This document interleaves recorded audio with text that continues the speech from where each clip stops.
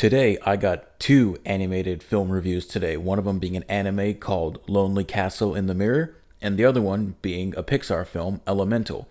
So, we're going to start off with Lonely Castle in the Mirror, directed by Keiichi Hara. It tells the story of 17s who discover portals in their mirrors, and when they enter through it, they arrive at a castle on an island in the middle of the ocean, and they are met by a little girl in a wolf mask. She tells them that they can come to this castle for a specific amount of time every day for the next 6 months, and she presents to them a game. Find a key to an unenterable room, and whoever finds this key can have one wish granted. It's a pretty simple and easy to follow plot that has some twists later on as the film progresses. And it has a chilled and laid back vibe where all of these characters that come together at this castle have great chemistry with each other. As lighthearted as the film may seem to be, there are some pretty heavy and emotional moments later on down the line of the film. For myself, I think they come a little too late, but they still have an impact on the characters and the plot. For the most part, we follow Kokoro, our main character, who is an outcast in school, and her more emotional beats are presented much earlier than those other what I seem to think as more powerful emotional beats come on down the line, but it's still nice to kind of wean into that as the film goes on. But the film is paced pretty well, and those moments do have an impact when they're presented, and I understand why those deep emotional moments are presented when they are presented near the climax of the film. To some, it may seem like they come out of nowhere or they're presented too late. I think they're presented fine. And we do have Kokoro's main issues that are presented to us to latch onto. My favorite aspect of the film is the score. The score is composed by Harumi Fuki, and there are some really nice pieces in the film. A lot of the score is really laid back and chill moments that just give this vibe of not a whole lot going on, but as the film goes on, we have more serious moments in the score, and they really amplify the tone that the scenes are going for. The music is by far, I think, the best aspect of the film. I think this is a pretty good looking anime film, but there are some moments where it doesn't look so hot. We get some camera movements from characters standing on the outside of the castle, and the camera moves out to show the exterior of this castle in the ocean, and it's a weird looking 3D model, but then we cut to moments that show the exterior of the castle, and it's a hand-drawn 2D panel, and it looks really good. Those 3D models don't look so hot. And when the characters run in the film, more so before the third act, it looks a little wonky and off and choppy.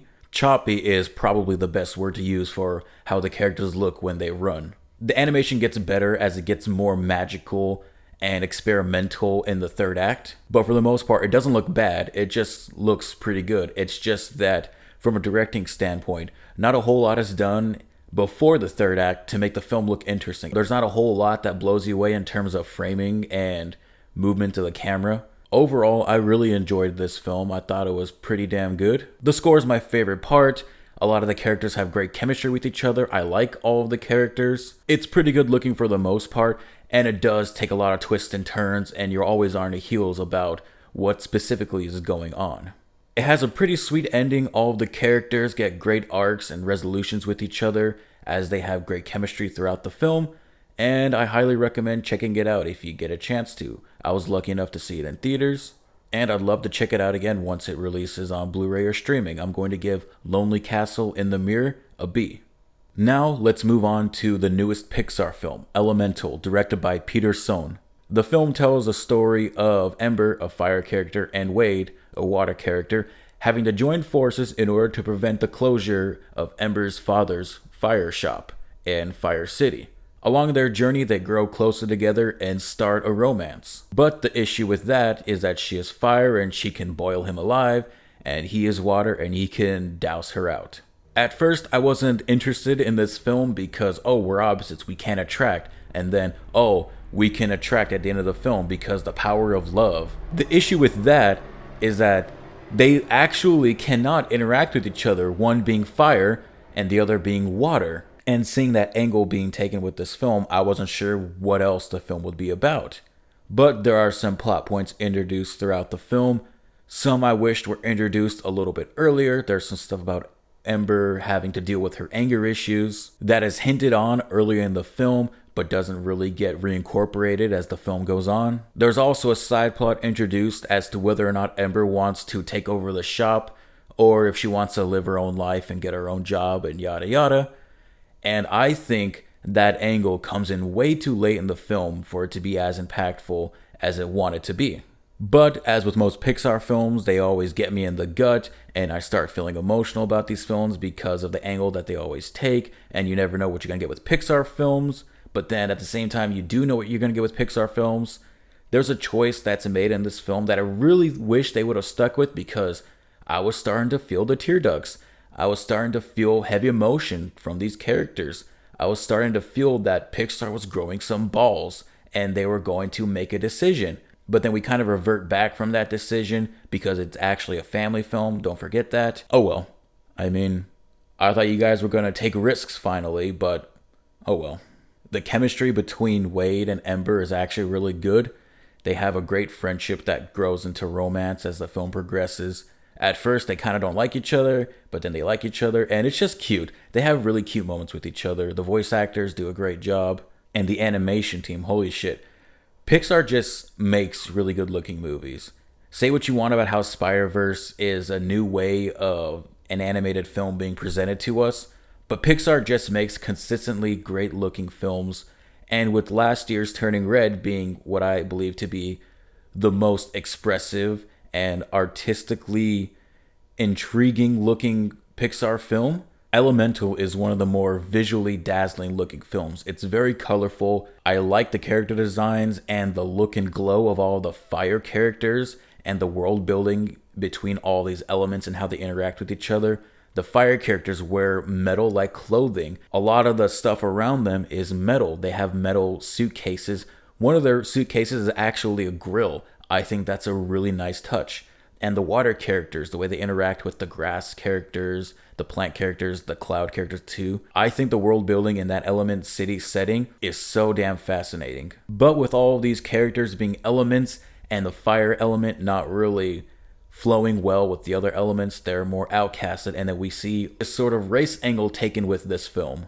I wish the race angle was developed more, because as it stands, it's just, oh, we're fire people, we don't like water people because you guys can douse us out.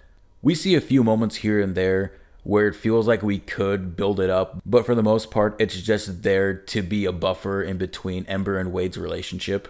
I know there's heart and passion behind this film, and there's great intentions behind this film, but I feel like the race angle could have been a much more prominent factor and could have had a much more emotional impact on the film than, oh, we're fire and water, we can't mold with each other. I really like the score in the film. There's a lot of cute moments earlier on in the film, and anytime Wade and Ember interact with each other. Pixar just has good scores. There's just so many great, beautiful moments in the score. It's done by Thomas Newman, I believe, and I thought he pulled it off really well. I wasn't sure what other angles would be taken with this film other than, oh, we're fire and water and we can't connect and flow with each other. We can't be with each other. There are some other emotional angles taken at this film. Ember has a dilemma with her where she doesn't know if she wants to take over the father's shop or if she wants to go out and live her own life and get her own job. But that conflict comes out of nowhere, and I don't think it's as emotionally powerful as the film wants it to be. I don't want to spoil the film because a lot of my issues with the film are spoilery, so I'm just going to leave it off with Elemental is a pretty good movie. It has a lot of heart to it.